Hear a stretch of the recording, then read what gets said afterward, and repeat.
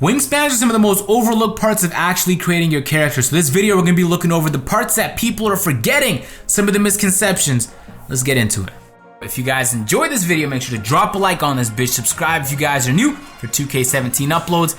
Let's get into it. So I was playing Prime a month ago when I realized Too Cool Sharpshooter has a large wingspan, and previously I told him, yo, what the fuck were you thinking when you made that character? You can get a +3 boost to your shooting by making a shorter wingspan. But the more I saw Too Cool play, the more I started to see like, yo, there are a lot of fucking benefits to having a long wingspan. I started to recognize that. So I mentioned in yesterday's video how I saw Witness play, and they were destroying us. They had long wingspans across the board. They lit us up that game. We lost by like 15 or might have been more than that. It was a bad loss. And previously we were undefeated. We thought we were a nice team. We played up against a good team and we got slapped. And then literally the next week, Witness dropped a video talking about how you can make a demonstrative playmaker build, but you have to have long wingspans. Even previously I was talking to one of the members, Cole was letting me know, Agent, yo, you need to make this playmaker build, make sure he has a long wingspan. So the long wingspan was definitely a thing between the people who knew what the fuck they were doing. So between Too Cool and Witness, I started to realize with my old sharpshooter, having a minimum wingspan for the +3 boost you get to your shooting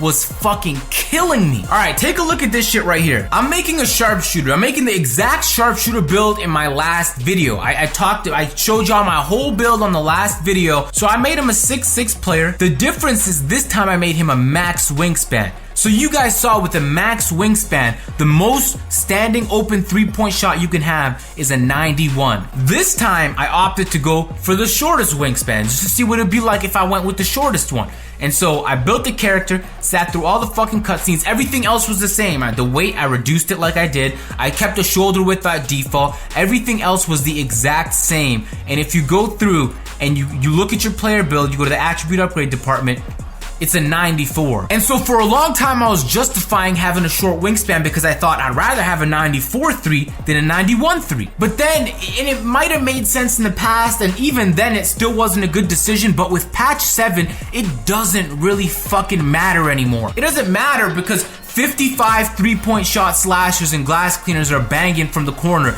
People like a 72 3-point shot playmaker is pulling up banging. Like everybody, if you're open, can now shoot. And they patch contested shots. You can't be shooting contested shots like you once were. And so it makes having a sharpshooter a little less valuable. Because if these guys can bang open and you could bang open, but now you're struggling to bang contested, that was the one thing you were supposed to be good at, is now like, what the fuck is the point of having a 94? You might as well roll with the 91.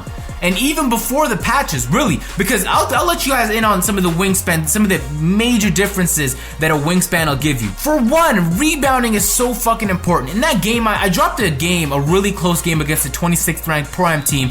It was like 4 or 5 days ago, and I got the game-clinching fucking rebound. This shit came just to me, and I remember because I played months with my old sharpshooter. He would have struggled to hold on to that. With the shorter wingspan, everything just hits your hand and flies in the other fucking direction. All right, it is a struggle as a sharpshooter, unless you're a big, to have a short wingspan and even remotely rebound, especially if there's other people in the way. They'll grab it over you every single time. On top of that, if you're guarding a slasher, makes life difficult because you can't block him like you wanted to.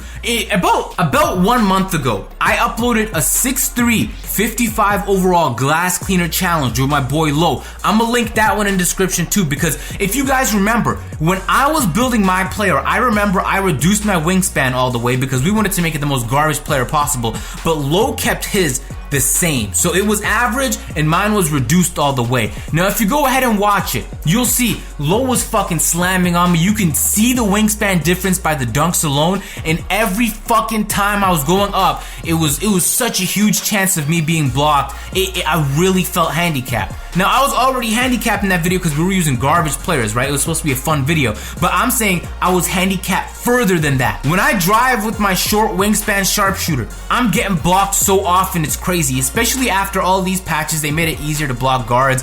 It wasn't initially this bad to have a short wingspan when 2K launched, but through all the patches, it literally does not make any logical sense to have it doesn't make any sense to have a short wingspan. Remove it.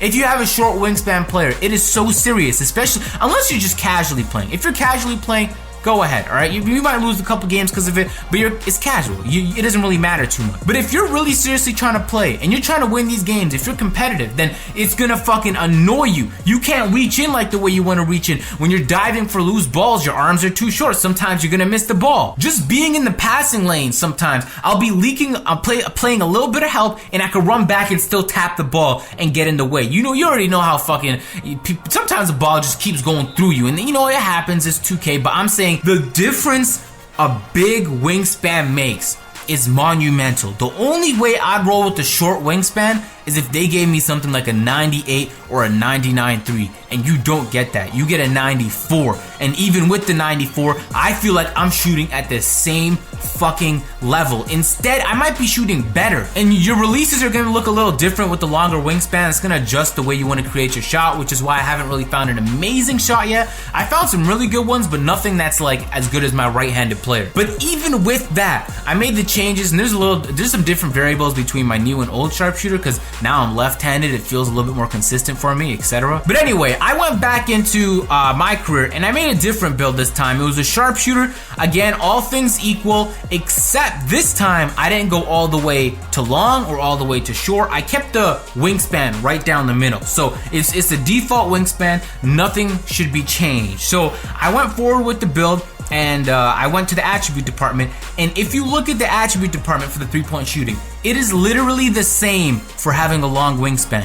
So you can have an average wingspan, and your shit will be the same attributes in 3-point shooting as if you made the longest possible wingspan. So if you have an average wingspan, you're holding a massive fucking L, because you can have all the benefits that come with the long wingspan, you're not getting it, and you're not even getting boosts for it. So that means between having an average wingspan and the shortest wingspan, your 3-point shot goes up +3. I was looking at some of the other departments like agility, that's at speed, how fast you're moving, playmaking, because playmaking has speed with ball, and everything else was the same. If you don't want to waste your time building a new character to test this out, just hop on fucking my team or play now and run with Giannis Antetokounmpo. He's not gonna have the most amazing stats. He's not gonna have LeBron stats, but his wingspan is on another level. Just play with him for a game and test him out and tell me if you don't feel the difference, because it's very difficult to put in words the impact having a long wingspan will do, but it really just feels like if you have a short wingspan, you're handicapping yourself. So I said I was gonna drop a video on this, and I mentioned this in my last video. I'm gonna leave the links to everything I was talking about in the description. You guys can go through them. I know some people are gonna look at this video and they're gonna think, Agent, I don't even think it's really a big deal. Your wingspan, I have a long wingspan and a short wingspan, but I'm telling you, as someone for the first 2 months of 2K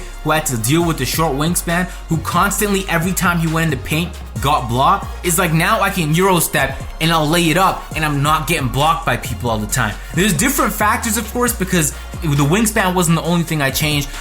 In this example I was giving you, I kept the shoulder width the same. In my actual player, the shoulder width is longer now. So apparently the shoulder width, making your shoulder width all the way max, doesn't impact your 3-point shooting at all. And so if you're not gonna change your wingspan, you at least wanna be boosting your shoulder width, because it gives the illusion of a longer wingspan. And it'll also give the benefits that come with it. So you at least wanna make that change. So I know in the last few days I've been doing a lot of like tutorial type videos helping you guys. I know that's the kind of shit y'all interested in, right? I mean, it's all good and well, y'all trying to see Agent Ball, but sometimes like I'll learn some shit and then I'm like, I think people would like to know this shit, and you do, because I asked you guys if you want to see the build and y'all drop fucking 13K likes on a video, and I appreciate that. Yo, literally in the last 2 days, the channel grew over 5,000 subscribers, which is crazy. I appreciate the support, man. You already know we got big things coming. I'm showing y'all the facts. This is what I learned. Y'all saw the gameplay. You saw it throughout my channel, but especially y'all here on this video specifically. This doesn't just relate to sharpshooters. This relates to all archetypes. If you're a post scorer and you're trying to post fade, you're trying to get the length so that you can get up over the defender. If you're doing a dreamlike up and under, you might get blocked. The length is gonna help you. If you're a slasher, this is wildly important. Slashers are probably the people that, they're like, I don't give a fuck about shooting. Most of them have their shit maxed anyway, but I'm saying for shot creators and for sharpshooters, there's a tendency to see that you have a boost to 3-point shooting and being like, I'd rather get a boost to 3-point shooting than a longer wingspan, because I made that mistake to start the game. There was a lot of things I did correct, but that was probably the biggest mistake I made with my new character. And you know, I mentioned in the last video, I mentioned the reasons I changed and made a new sharpshooter was 1, because I wanted him to be left-handed now, and 2, because I thought that the wingspan made this much of a difference. So it might not be worth, especially if you're not playing this too serious, to make an entirely new character. But if you guys are, if you're trying to go for that Pro-Am tournament, fuck this score. I might have to make a video about that scoring system. Then this is something you want to try out. If you're trying to grind on the park, this is something you definitely want to do. If you're about to make a build anyway, now you know better, you're not gonna make the same mistake. Anyway, I'm gonna leave it on that. I appreciate y'all showing the support you guys been doing the last few months, man. There's a lot of new people that came on board. There's a lot of OGs still around, so it means a lot to me, yo, for real. And I have to study. I am about to lose my mind with these exams, y'all. You guys do not get the stress. Or maybe you do. Y'all got exams too. I don't know. I'm not the only one on earth with exams, believe it or not. So I'm gonna catch y'all later. I'm tired as fuck. Peace.